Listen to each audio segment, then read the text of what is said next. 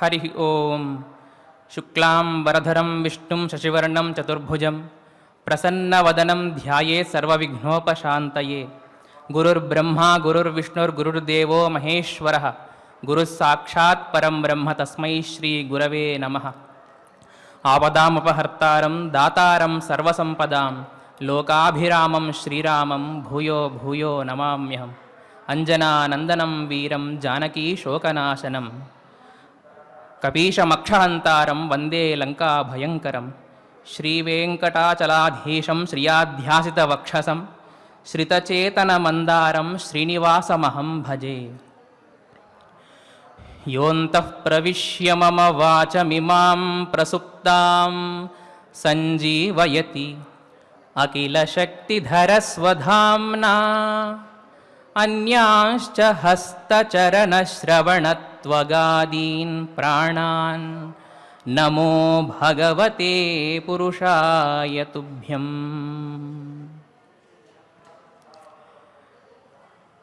కలియుగ వైకుంఠంగా భాసిల్లుచున్నటువంటి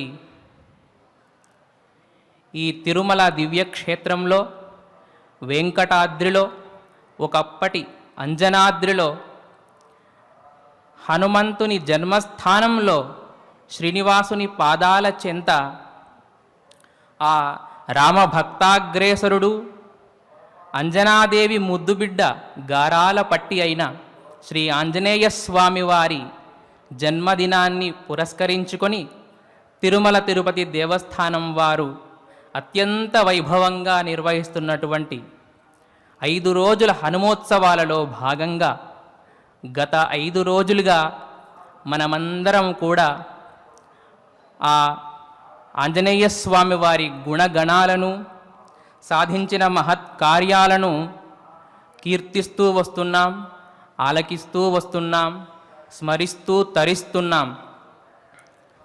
హనుమ యొక్క మహిమలను గూర్చి ఎన్నిసార్లు విన్నా తనివి తీరదు, ఎంతసేపు విన్నా విసుగు రాదు. ఇది కాదనలేని వాస్తవం, అనుభవైక వేద్యం. ఎందుకంటే ఆయన లెక్కకు మిక్కిలి కష్టాలను, ఎన్నో ఒడిదుడుకులను, మహావిఘ్నాలను అధిగమించి వాటిని జయించి మనందరికీ ఎంతో ఇష్టమైనటువంటి, మనందరికీ ఎంతో ఆరాధ్యమైనటువంటి సీతమ్మ యొక్క శోకాన్ని పోగొట్టి ఆ యమ్మను తండ్రి రామయ్య చెంత చేర్చాడు. ఈ కార్యం ఒక మహాయజ్ఞం. ఈ కార్యం అనితర సాధ్యం. హనుమకు మాత్రమే సాధ్యమైనది ఈ కార్యం. వేరెవరూ కూడా దీన్ని సాధించడానికి కనీస ధైర్యాన్ని కూడా ప్రదర్శించలేనటువంటి వైనాన్ని మనం రామాయణంలోని కిష్కింధకాండ చివరలో గమనించవచ్చు. మరి మారుతి మాత్రమే ఈ ఘనకార్యాన్ని సాధించడానికి గల కారణం ఏమిటి? మిగతా వానరవీరులంతా ఉన్నారు కదా, జాంబవంతుడున్నాడు, అంగదుడున్నాడు, నీలుడున్నాడు. మరి వీళ్ళంతా సాధించలేరా? వారికి హనుమకు గల వ్యత్యాసం ఏమిటి అనంటే ఈ ప్రశ్నకు ఒక్క మాటలో సమాధానం హనుమంతుని కార్యదక్షత. కార్యదక్షత కలిగినవాడు కాబట్టి అంతటి ఘనకార్యాన్ని సాధించగలిగాడు. ఇక్కడ కార్యదక్షత అంటే కార్యం అంటే చేయవలసిన పని అయితే, దక్షత అంటే ఆ పనిని పూర్తి చేయడానికి కావలసినటువంటి సామర్థ్యం, నైపుణ్యం, పటుత్వం, కౌశలం, ఇలా నానా విధాలుగా లోకంలో వ్యవహారంలో ఉన్నాయి దక్షతకు మారుపేర్లు. అంటే ఒక చేయవలసిన పనిని నిర్దిష్ట సమయంలో, చేయవలసిన సమయంలో సమర్థవంతంగా, ఫలవంతంగా పూర్తి చేసినట్లయితే కార్యదక్షత ఉంది అని అర్థం. ఇక్కడ ఒక పనిని సాధించడానికి మనము చేయవలసినదంతా చేయాలి, కానీ చేయగలిగింది చేస్తే పనులు పూర్తి కావు. చాలామంది అంటూ ఉంటారు, మనం వింటూ ఉంటాం, నేను చేయగలిగినంత చేశాను కానీ నా వల్ల కాలేదు. అలా అనకూడదు. ఆ పని సిద్ధించలేదు, పూర్తి కాలేదు అంటే చేయగలిగింది చేస్తే సరిపోదు. ఆ పని పూర్తి కావడానికి ఏమేమైతే చేయాలో అదంతా చేస్తేనే ఆ పని సిద్ధిస్తుంది. అప్పుడు ఆ పని పూర్తి కానప్పుడు ఈ చేయగలిగింది చేశాను, నా వల్ల కాలేదు అనేటటువంటి వాళ్ళు తమకు తాము ఆలోచించుకోవాలి. పని పూర్తి చేయడంలో ఎక్కడైనా ప్రయత్న లోపం జరిగిందా, మనలో నైపుణ్యం ఏమైనా తక్కువగా ఉందా అని ప్రశ్నించుకోవాలి. మరి కార్యదక్షత, 5 అక్షరాలు కలిగినటువంటి ఈ కార్యదక్షత అనే ఈ మహాగుణం అనేక ఉత్కృష్ట గుణాల సమ్మేళనం. పూలమాల, పూలన్నీ పోస్తే ఒక పుష్పహారము, పుష్పహారము తయారైనట్టుగా ఉత్కృష్టమైనటువంటి అద్భుతమైనటువంటి మరికొన్ని గుణాలు కలిస్తేనే ఈ కార్యదక్షత అనే గుణానికి పరిపూర్ణత్వం సిద్ధిస్తుంది. ఎలా అంటే మరి ఏమేమి గుణాలు కావాలి, ఏమేమి గుణాలుంటే కార్యదక్షత అనే మహాగుణానికి పరిపూర్ణత సిద్ధిస్తుంది అంటే చాలా గుణాలు మనం చూడొచ్చు.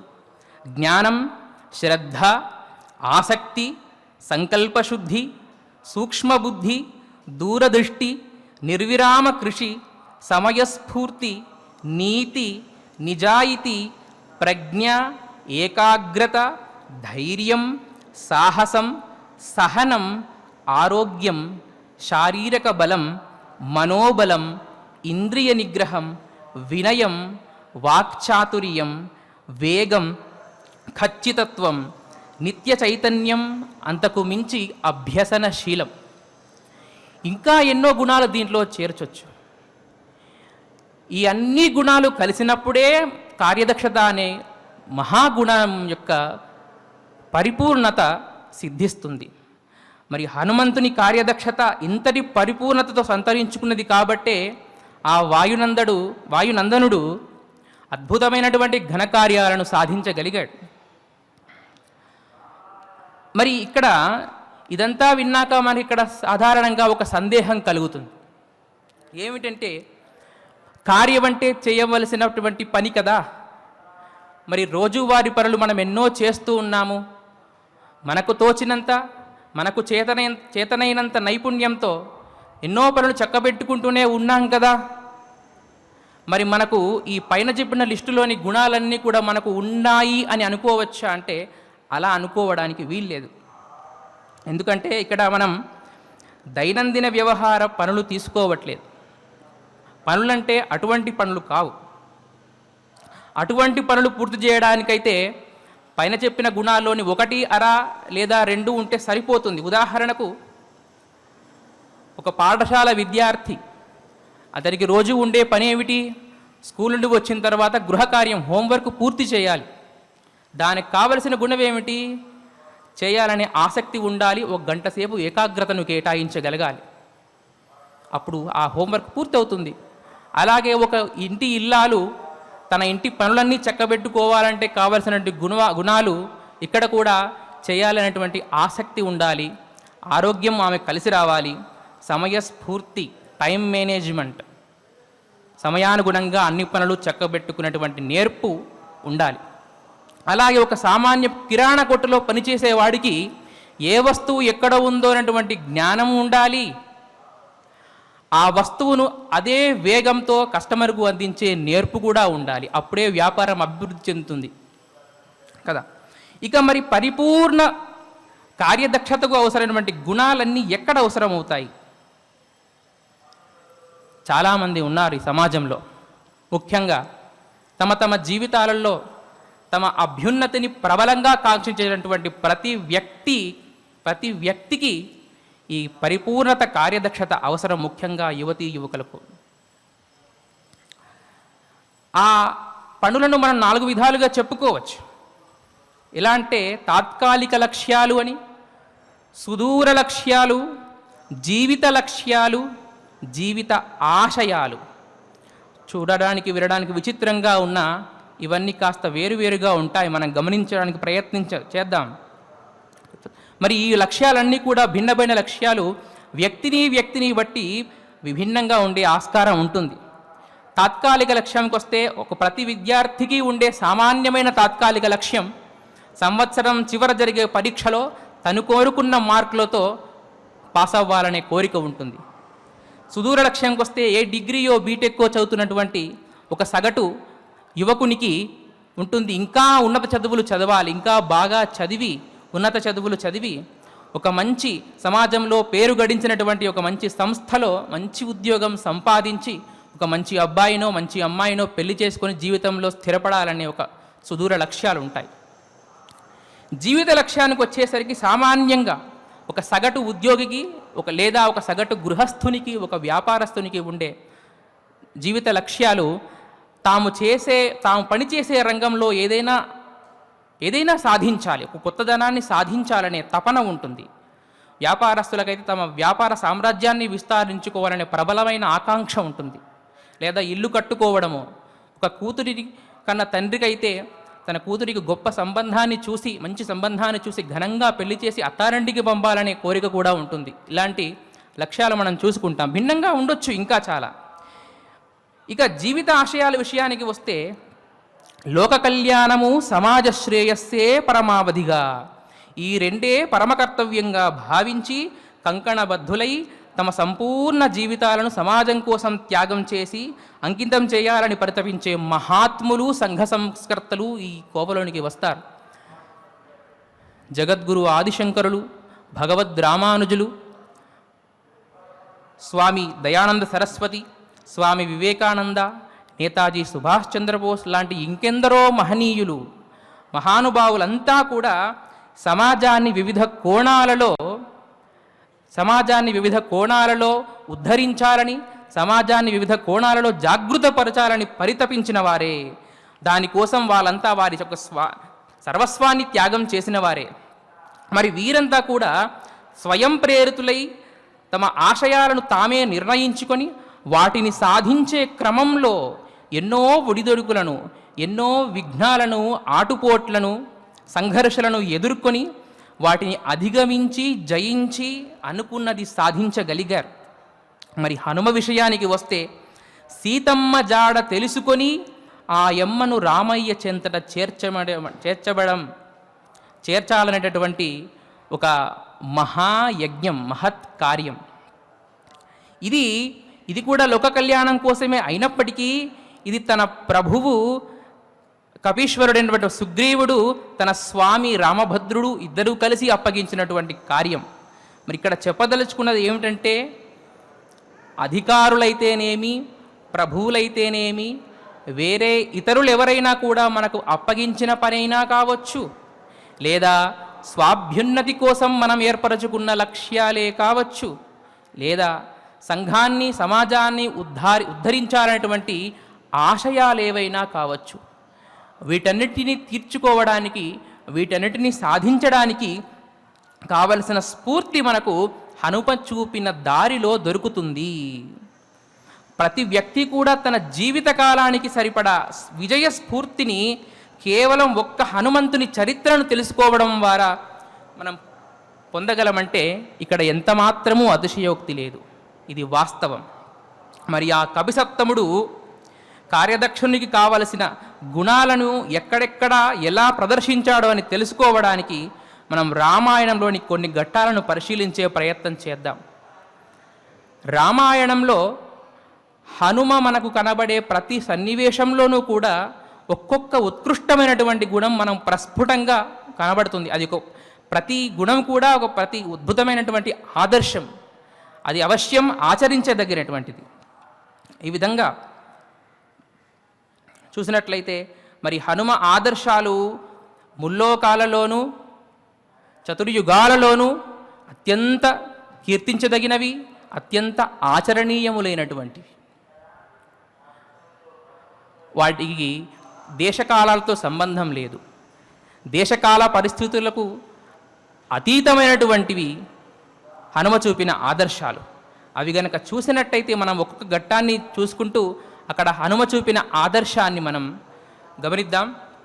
ముందుగా ఋష్యమూక పర్వత వృత్తాంతం.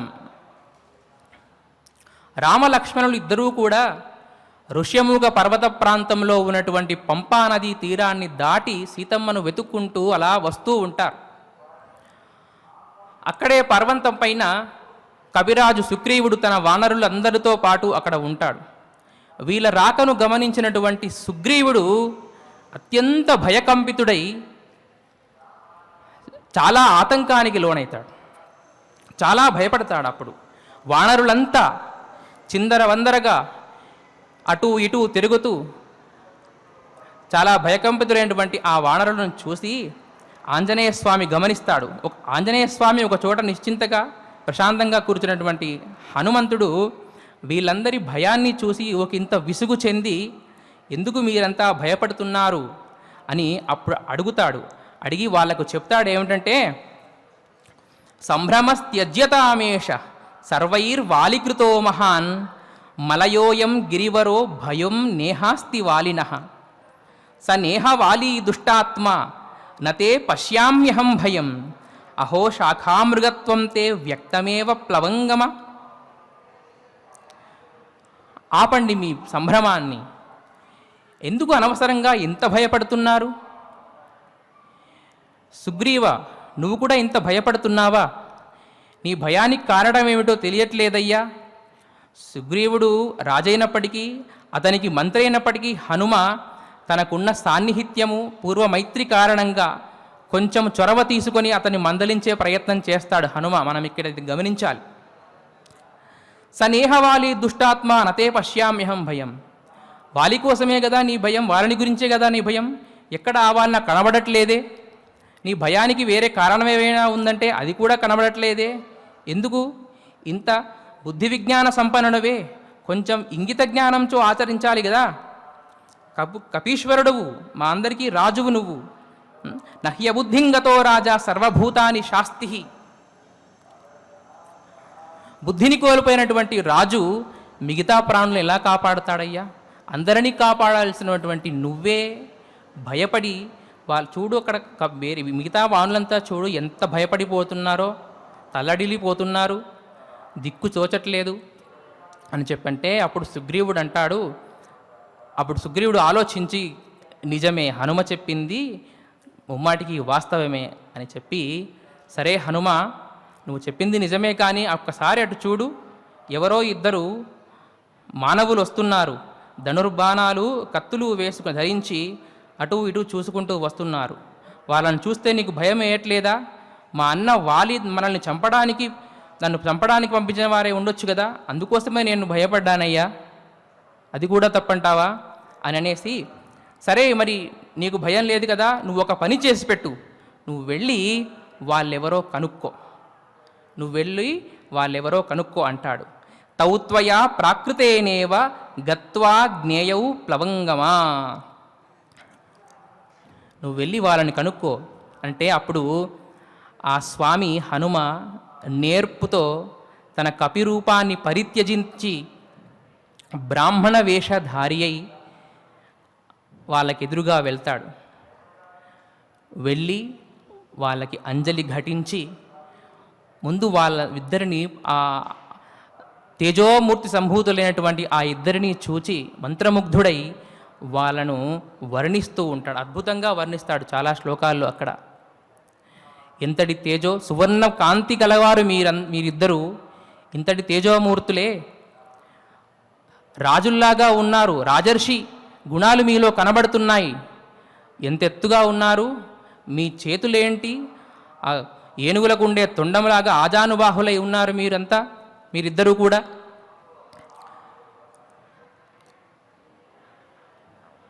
మీరిద్దరూ ఇంకెలా ఉన్నారంటే ఈ సమస్త భూమండలాన్ని మీరిద్దరే రక్షించగలరని అనేంత నమ్మకం నాకు ఏర్పడుతోంది మీ ఇద్దరిని చూస్తుంటే అని చెప్పేసి వాళ్ళు ఎంతకీ మాట్లాడరు. హనుమ వాక్చాతుర్యాన్ని చూసి వాళ్ళు అట్టే మంత్రముగ్ధులయ్యి అలా పరికిస్తూ ఉండిపోతారన్నమాట. అప్పుడు హనుమ వెంటనే అంటాడు, ఏమిటి ఒక్క మాట కూడా మాట్లాడరే, ఇంత మాట్లాడుతున్నా మీరు ఒక్క మాట మాట్లాడరే. సుగ్రీవో నామ ధర్మాత్మ కశ్చిత్ వానరపుంగవ వీరో వినికృతో భ్రాత్ర జగద్భ్రమతి దుఃఖిత ప్రాప్తోహం ప్రేషితస్తేన సుగ్రీవేణ మహాత్మన రాజ్ఞా వానరముఖ్యానాం హనుమాన్ నామ వానర. హనుమ వేషమైతే మార్చుకొని వెళ్ళాడు వారెవరో కనుక్కోవడానికి, కానీ ఆ వేషంలో ఉండి నేను ఒక వానరుడను, నా రాజు ధర్మాత్ముడైనటువంటి సుగ్రీవుడు అతను పంపిస్తే ఇక్కడికి వచ్చాను అని అప్రయత్నంగానే అనేశాడు. అక్కడ యువాభ్యాం సహి ధర్మాత్మ సుగ్రీవ సఖ్యమిచ్చతి తస్యమాం సచివం విత్తం వానరం పవనాత్మజం. ఇక్కడ గమనించాల్సింది ఏంటంటే హనుమంతుని దూరదృష్టి. సుగ్రీవుడు చెప్పిన పనేమిటి? వాళ్ళెవరో కనుక్కొని రమ్మని, అంతే. హనుమంతుని దూరదృష్టి చూడండి. మా సుగ్రీవుడు మీ ఇద్దరి మైత్రిని కాంక్షిస్తున్నాడు అని. అంటే హనుమ మదిలో మెలిసింది, వీరితో ఎలాంటి ప్రాణభయం లేదు, వీళ్ళు చూస్తుంటే చాలా ధర్మాత్ములుగా ఉన్నారు, కాబట్టి వీళ్ళ యొక్క అవసరం నా సుగ్రీవునికి, నా కవిరాజుకి ఎంతైనా ఉంది. అసలే తన అన్న వాళ్ళ చేత బహిష్కరింపబడ్డాడు కిష్కింధ నుండి, కాబట్టి తన అవసరం ఎంతైనా ఉందని చెప్పేసి అక్కడ ఆంజనేయ స్వామి వారు నేర్పుతో వ్యవహరిస్తారు. ఆ తర్వాత రాముల వారు హనుమ మాట్లాడిన తీరుని, హనుమ అడిగిన దానికి జవాబు చెప్పలేదు, మొదలుగా జవాబు చెప్పలేదు. ఏం చేశారంటే ఆ హనుమ మాట్లాడిన పద్ధతిని, తన వాక్చాతుర్యాన్ని లక్ష్మణునికి నివేదించారు. అది అద్భుతంగా వర్ణించారు వాల్మీకుల వారు రామాయణంలో. మరి ఈ సంఘటనలో మనం ఏం తెలుసుకోవచ్చు మారుతి నుండి అంటే, ఆంజనేయ స్వామి యొక్క బుద్ధి బలం, ఆంజనేయ స్వామి యొక్క భక్తి, స్వామి భక్తి, గౌరవము, విద్య, జ్ఞానము, అమోఘమైనటువంటి వాక్పటిమ, భవిష్యత్తును అంచనా వేసే శక్తి మొదలగు గుణ సంపదను మనం ఇక్కడ గమనించవచ్చు. విశేషంగా ప్రజ్ఞాశాలి హనుమంతుడు మనకి ఇక్కడ కనబడతాడు. ప్రజ్ఞాశాలి అంటే ఏమిటి? ప్రజ్ఞ అంటే ఏమిటి అంటే, ప్రజ్ఞ మూడు విధాలుగా, మూడు గుణాల సమ్మేళనం. స్మృతిర్యతీత విషయ, మతిరాగామి గోచర, బుద్ధిస్తాత్కాలికీ జ్ఞేయ, ప్రజ్ఞా త్రైకాలికీ మత. స్మృతిర్యతీత విషయ, స్మృతి అనేది గతం మొత్తం గుర్తుపెట్టుకుంటుంది. గతంలో జరిగినటువంటి ప్రతి విషయం మనకు ఉన్నది ఉన్నట్లుగా మనకు గుర్తుంది అంటే, స్మృతి పథంలో ఉందన్నట్టయితే మనకు స్మృతి పనిచేస్తుంది అని అర్థం. ఈ కాలంలో మరి మనం ప్రొద్దున ఏమి తిన్నామో రాత్రికి గుర్తుండదు, మర్చిపోతాం. మతి ఆగామి గోచర, మతి ఏం చేస్తుంది? ఆగామి గోచర, భవిష్యత్తును నిర్ణయించే శక్తి మతికి ఉంటుంది. రాబోయే కాలంలో ఏం జరగబోతోంది, ఎలాంటి పరిస్థితులు ఎదురవబోతున్నాయి, వాటి కోసం మనం ఏం చేయాలి అని మనల్ని జాగృతపరుస్తుంది మతి. ఇక బుద్ధి తాత్కాలికీ జ్ఞేయ అన్నారు. బుద్ధి అనేది తాత్కాలికంగా అప్పటికప్పుడే చేసుకునే పనుల్లో మన బుద్ధి బాగా పనిచేస్తుంది. ఈ మూడింటి యొక్క సమ్మేళనమే ప్రజ్ఞ. అది అద్భుతంగా కలిగినటువంటి మహోన్నత స్వరూపం మన మారుతిది అని మనం ఇక్కడ గమనించాలి. వాక్చాతుర్యం యొక్క గొప్పదనం చెప్పాలంటే, మాట ఒక మంత్రంగా పనిచేస్తుంది. మాట అంటే ఒక మంత్రం. ఒక్క తీయని మాట చేత కోపాగ్నితో ప్రజ్వలించిపోతున్నటువంటి వ్యక్తిని శాంతపరచొచ్చు. అలాగే శాంత స్వభావులైన ఒక మహర్షిని కూడా ఒక్క పరుష పదజాలంతో వాళ్ళను ఉగ్ర నరసింహులుగా కూడా చేయవచ్చు. అంతటి శక్తి ఉంటుంది మాటకు. వాక్చాతుర్యం ఎందుకు మనం అలవాటు చేసుకోవాలంటే, లక్ష్యాన్ని సాధించే క్రమంలో మనం ఎందరో వ్యక్తుల్ని కలవాల్సి ఉంటుంది, ఎందరినో ప్రసన్నం చేసుకోవాల్సి ఉంటుంది, ఎందరినో సమాధానపరచాల్సి ఉంటుంది. మరి వాటన్నిటికీ కావాల్సింది వాక్చాతుర్యమే కదా. అలాంటి వాక్చాతుర్యం అమోఘంగా ఉన్నటువంటి కవిపుంగవుణ్ణి మనము ఆరాధిస్తే ఆ సిద్ధి మనకు తప్పకుండా కలుగుతుంది. ఇక రెండవ ఘట్టం చూసుకున్నట్లయితే, లంకకు బయలుదేరే ముందు మారుతి చేసేటటువంటి సంకల్పం. సముద్ర తీరం నుంచి మహేంద్రగిరిపై నిలబడి సముద్ర లంఘనము చేసే ముందు మారుతి అన్న మాటలు తన యొక్క గొప్ప వజ్ర సంకల్ప శక్తిని మనకు తేటతెల్లని చేస్తాయి. ఏమిటంటే, వానరశ్రేష్ఠ ఇదం వచనమబ్రవీత్ యథా రాఘవ నిర్ముక్త శర శ్వసన విక్రమ గచ్చేత్ తద్వద్గమిష్యామి లంకాం రావణ పాలితాం నహి ద్రక్ష్యామి యది తాం లంకాయాం జనకాత్మజాం అనేనైవ హి వేగేన గమిష్యామి సురాలయం యది వా త్రిదివే సీతాం న ద్రక్ష్యామ్యకృతశ్రమః బద్ధ్వా రాక్షసరాజానం ఆనయిష్యామి రావణం సర్వథా కృతకార్యోహం ఏష్యామి సహ సీతయా ఆనయిష్యామి వా లంకాం సముత్పాట్య సరావణాం అంటాడు. వానరులను ఉద్దేశించి, మిత్రులారా, నేను రాఘవ నిర్ముక్తమైనటువంటి రాఘవుని చేతు నుండి వదిలినటువంటి బాణంలాగా దూసుకెళ్తున్నాడు. అమితమైన వేగంతో దూసుకెళ్ళి అదే వేగంతో తిరిగి వస్తాను. ఆ లంకకు వెళ్ళి అమ్మవారిని తప్పకుండా చూస్తాను. ద్రక్ష్యామి, లంకకు వెళ్ళి ఆ అమ్మను తీసుకొస్తాను. ఒకవేళ లంకలో సీతమ్మ వారిని కనుక్కోలేకపోయినట్లయితే అదే వేగంతో నేను ఆగకుండా ఎక్కడికి వెళ్తాను? ఇంద్రలోకానికి వెళ్తాను, స్వర్గానికి వెళ్తాను. ఎందుకంటే అక్కడ దాచే అవకాశం ఉంది రావణుడు సీతమ్మ వారిని. ఒకవేళ అక్కడ కూడా పోయినట్లయితే రావణునితో పాటు ఆ లంకను పెగిలించి వేసుకొని ఇక్కడ తీసుకొచ్చి పడేస్తాను. సీతమ్మ దొరికింది కాబట్టి సరిపోయింది, లేకపోతే నిజంగా ఆ లంకను పెకిలించి ఇక్కడెక్కడో దక్షిణ భారతంలో పడవేసేవాడే. ఈ పాటికి మనకు అదేదో టూరిస్ట్ ప్లేస్ లాగా మిగిలి ఉండిపోయేది. సీతమ్మ కనబడింది కాబట్టి ఆ పని చేయాల్సిన అవసరం రాలేదు హనుమకి. ఇక్కడ చూడండి ఎంతటి వజ్ర సంకల్పం స్వామిది. సంకల్ప శుద్ధి, లక్ష్య శుద్ధి ప్రస్ఫుటంగా గోచరిస్తున్నాయి. ఇది మనకు కావాల్సింది. కార్యదక్షతలో కావాల్సింది ఏంటంటే మన లక్ష్యాలు మనం నెరవేర్చుకోవాలంటే ముందుగా మనకు సంకల్ప శుద్ధి ప్రగాఢంగా ఉండాలి, లక్ష్య శుద్ధి ప్రగాఢంగా ఉండాలి. సంకల్ప శుద్ధి లేకపోతే ఏమవుతుంది?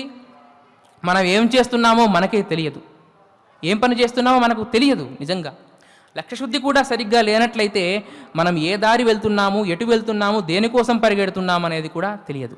అందుకోసము లక్ష్యశుద్ధి, సంకల్పశుద్ధి రెండు కూడా ఈ ఘట్టంలోంచి మనం నేర్చుకోవచ్చు, వీటిని ఆచరించవచ్చు. కాబట్టి ఇక్కడ ఇంకోటి గమనించేది ఏంటంటే మనస్యేకం వచస్యేకం కర్మణ్యేకం మహాత్మనాం. మరి ఇంత గొప్పగా సంకల్పం చేశాడు కదా, చూస్తుంటే ప్రగల్భ వచనాల్లాగా ఉన్నాయే. మరి ప్రగల్భాలా అంటే కాదు, ప్రగల్భాలు పలకాల్సిన అవసరం హనుమకు లేదు. అతను ఏది అనుకుంటే అది చేయగల శక్తి, అమోఘమైనటువంటి శక్తి హనుమంతునికి ఉంది. ఎందుకంటే మహాత్ములు మనసులో ఏదైతే అనుకుంటారో నోటి వెంట మాటలతో అదే అంటారు, నోటితో ఏదైతే పలుకుతారో అదే వారి చేతల్లో చూయిస్తారు. ఇది మహాత్ముల లక్షణం. ఎక్కడా తేడా ఉండదు. మనసులో ఆలోచించిన దానికి, మాట్లాడిన దానికి, చేసిన దానికి ఎటువంటి తేడా ఉండదు.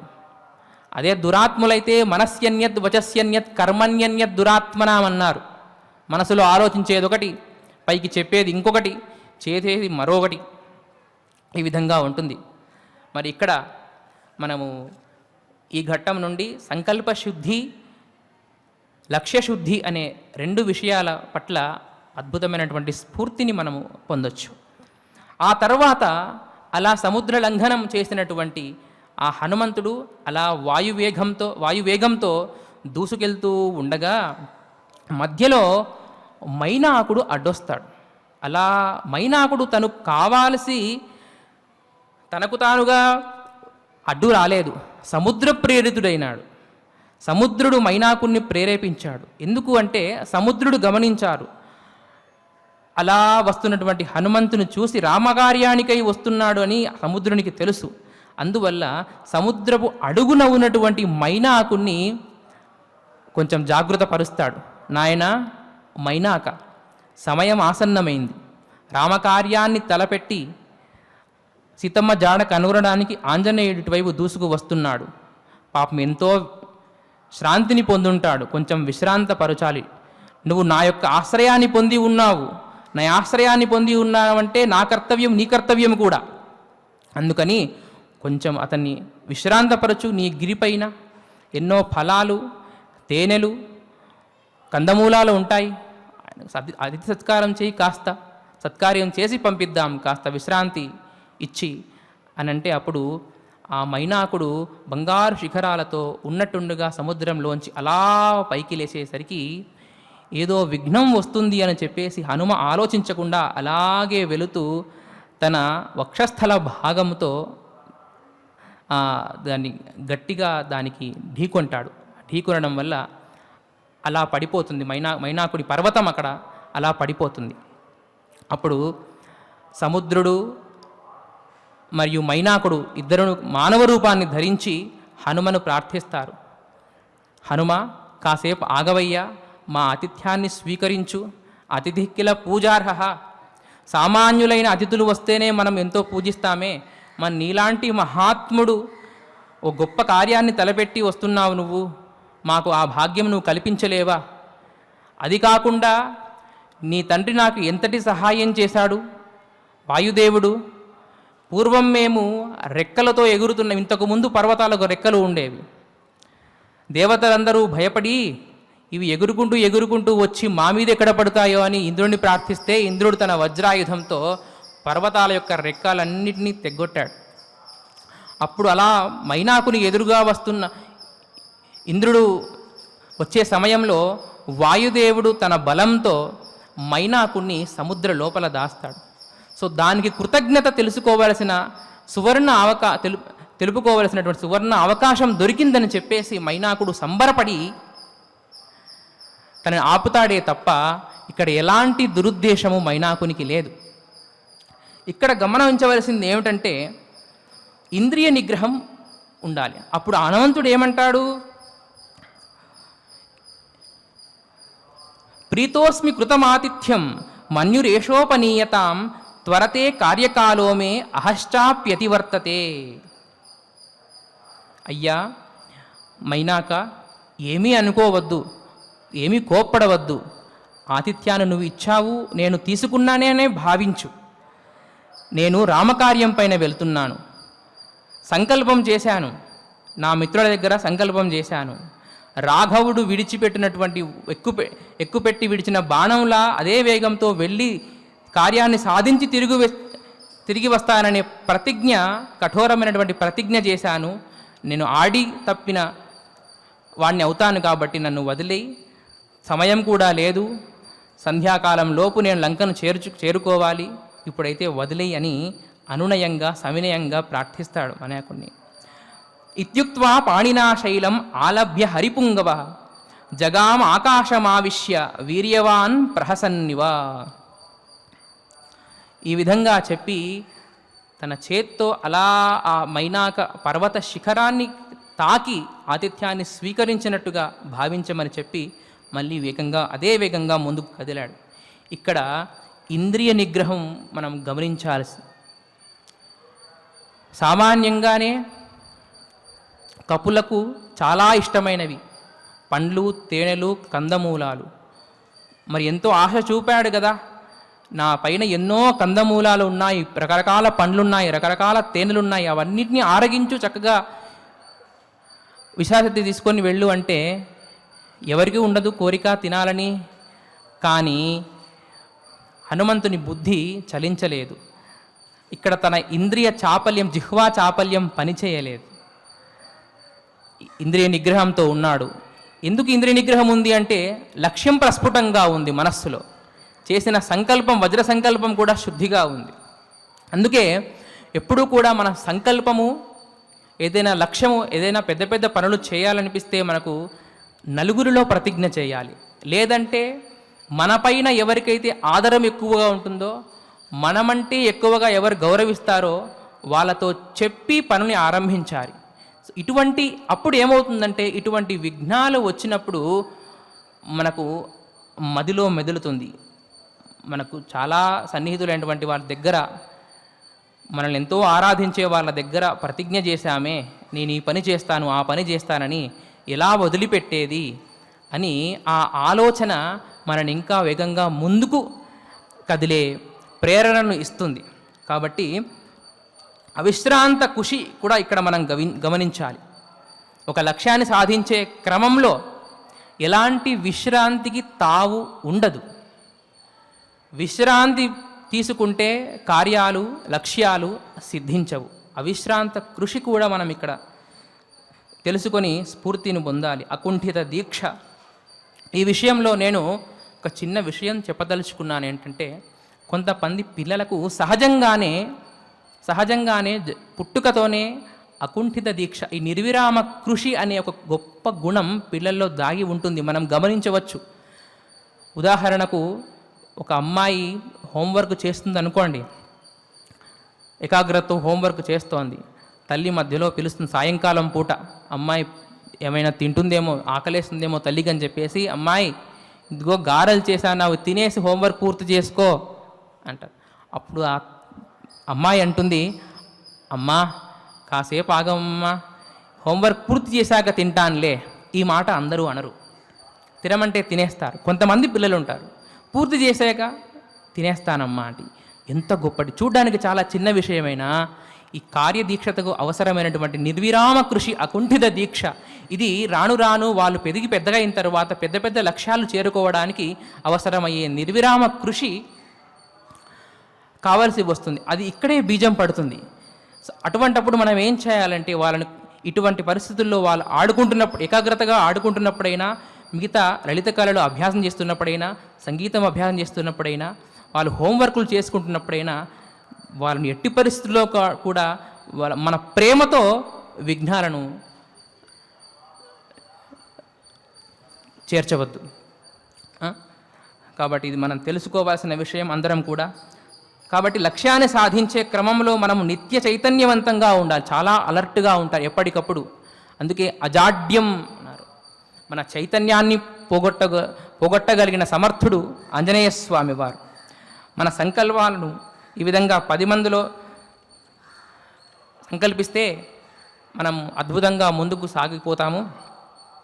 ఇక తరువాత ఘట్టాన్ని మనం చూసుకున్నట్లయితే, అలా వేగంగా దూసుకెళ్తున్నటువంటి మారుతికి నాగమాత సురస ఎదురవుతుంది. ఇక్కడ నాగమాత సురస కూడా స్వయంగా తను అడ్డు రాలేదు, దేవతలచే ప్రేరేపింపబడుతుంది నాగమాత సురస.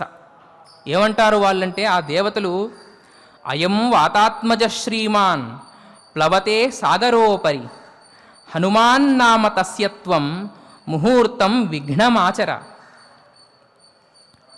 అమ్మా సురస, అటుగా వస్తున్నాడు కపిపుంగవుడు మారుతి ఆంజనేయ స్వామి, అతన్ని మేము పరీక్షించదలుచుకున్నాం, కొంచెం నువ్వు మాకు సహాయం చేయవలసి ఉంటుంది.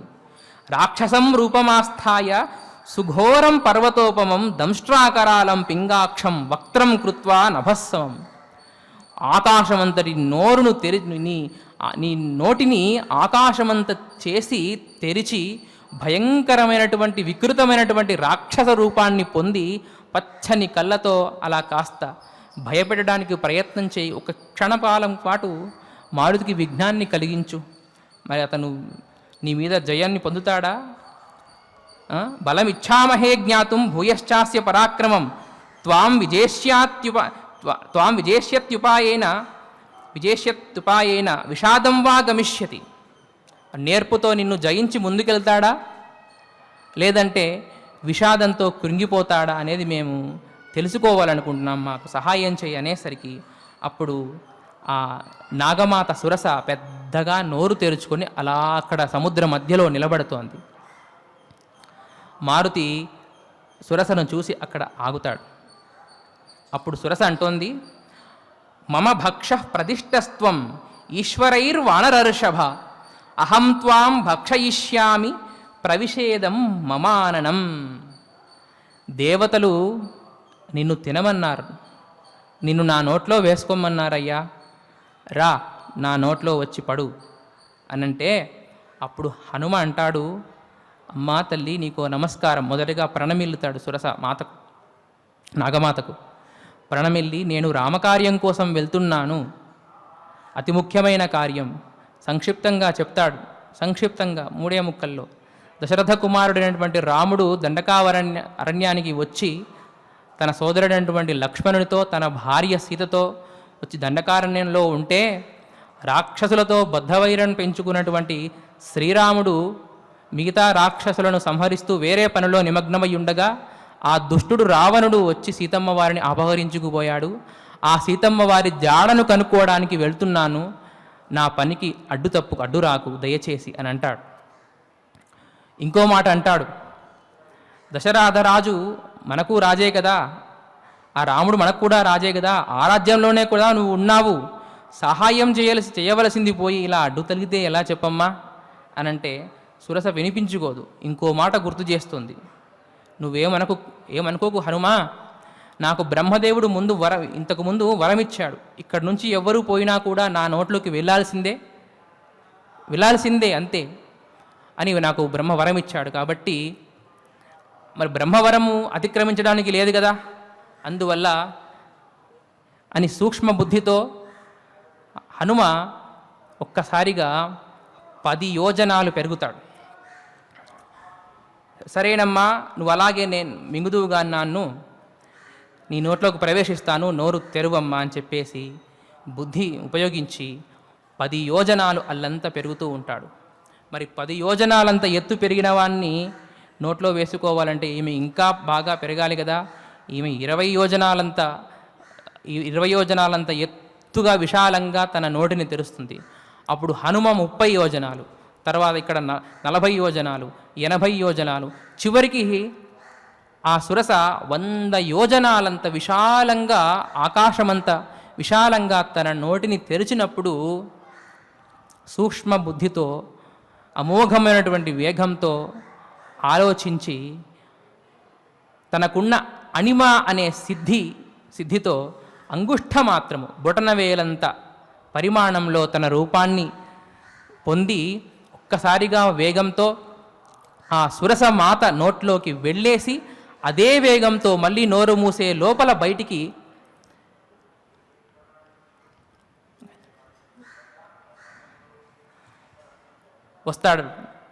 తిరిగి వస్తాడు. ఇక్కడ మనం గమనించవలసింది ఏంటంటే, ఎక్కడ నెగ్గాలో కాదు ఎక్కడ తగ్గాలో కూడా తెలుసుకోవాలి. సురసతో యుద్ధం చేసి గెలవచ్చు, యుద్ధం చేసి గెలిచి దాటి వెళ్ళిపోవచ్చు, కానీ అంత సమయం లేదే. ఇక్కడ బాహాబాహి యుద్ధం చేసి ఆమె తో గెలుపొందేంత సమయం లేదు కదా, ఉన్నది చాలా తక్కువ సమయం, వెళ్ళే దూరం చాలా ఎక్కువగా ఉంది. అందుకని అలా 100 యోజనాలు పెరిగిన తర్వాత సూక్ష్మబుద్ధితో తాను చిన్నగా ఈ నోట్లోకి వెళ్ళి తిరిగి అదే వేగంతో బయటికి వస్తాడు. సో ఇక్కడ మనము పక్కా ప్రణాళికతో ఇదంతా ఆంజనేయ స్వామి వారు మనకు చేయడం కనబడుతుంది. ఎంత వేగంతో నిర్ణయం తీసుకుంటాడో అంతే ఖచ్చితత్వంతో ఆ పనిని పూర్తి చేసినటువంటి ఘనుడు. ఇలా చెప్పుకుంటూ పోతే హనుమ చేసిన ప్రతి కార్యంలో కూడా అద్భుతమైనటువంటి గుణగణాలను, అఖండమైనటువంటి ధైర్య సాహసాలను, పరాక్రమాలను ఎన్నింటినో మనం చూడవచ్చు. వాటి ద్వారా మనం స్ఫూర్తిని పొందవచ్చు. నేటి సమాజంలో తమ స్వాభ్యుదయం కోసం పాటుపడుతున్నటువంటి, కృషి చేస్తున్నటువంటి ఎందరో యువతీ యువకులు కూడా హనుమ ద్వారా స్ఫూర్తిని పొంది ఆ లక్షణాలన్నింటినీ అలవర్చుకొని కార్యదక్షత అనేటువంటి మహాగుణాన్ని పెంపొందించుకున్నట్లయితే జీవితంలో అద్భుత విజయాలను సాధించగలరు. ఇప్పుడు మనం మరి హనుమ యొక్క ఆదర్శాలను, స్ఫూర్తిని పొందడానికి, ఆ గుణగణాలను మనం అలవర్చుకోవడానికి హనుమంతుని ప్రార్థిస్తూ నవరత్నాల్లాంటి శ్లోకాలను పఠిద్దాం.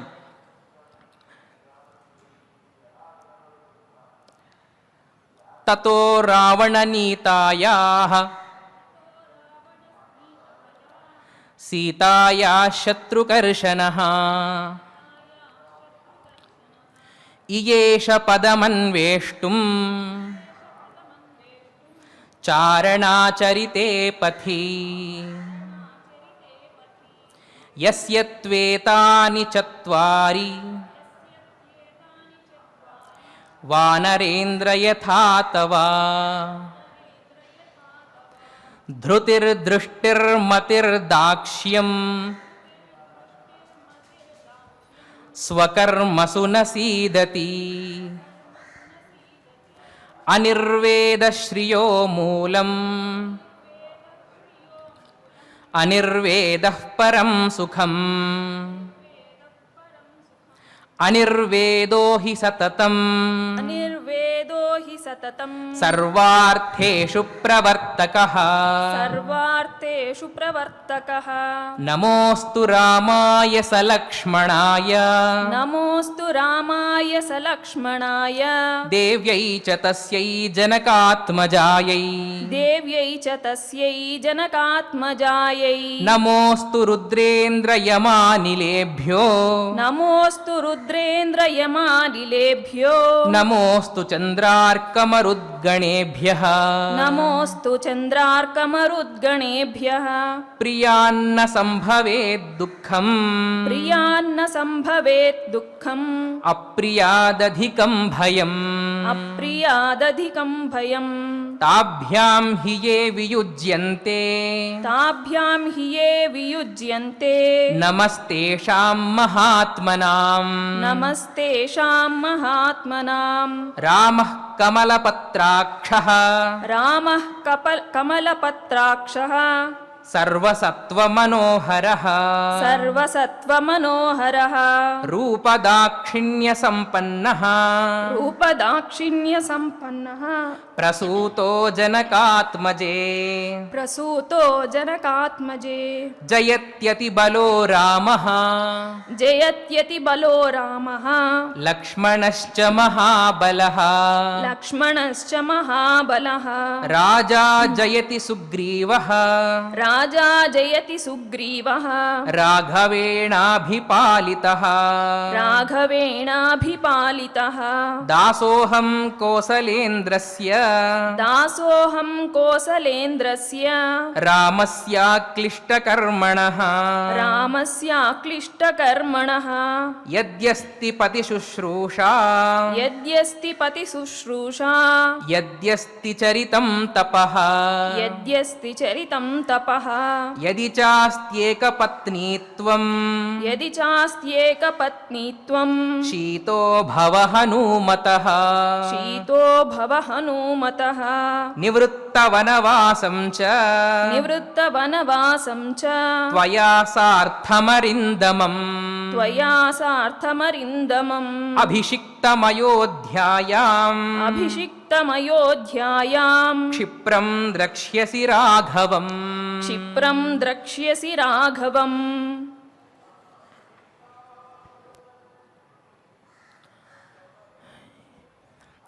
ఈ విధంగా ఇప్పటి వరకు మనం హనుమంతుని గుణగానాలను కీర్తించి అతను సాధించిన విజయాలను స్ఫూర్తిగా తీసుకున్నాం. ఇదే స్ఫూర్తిని అందరిలో కలిగించాలని ఆ మారుతిని పద్మావతి సమేత శ్రీ శ్రీనివాస పరబ్రహ్మను ప్రార్థిస్తూ శ్రియః కాంతాయ కళ్యాణ నిధయే నిధయేర్థినాం శ్రీవేంకట నివాసాయ శ్రీనివాసాయ మంగళం. సర్వే భవంతు సుఖినః సర్వే సంతు నిరామయాః సర్వే భద్రాణి పశ్యంతు మా కశ్చిద్ దుఃఖభాగ్ భవేత్. ఓం శాంతి శాంతి శాంతి.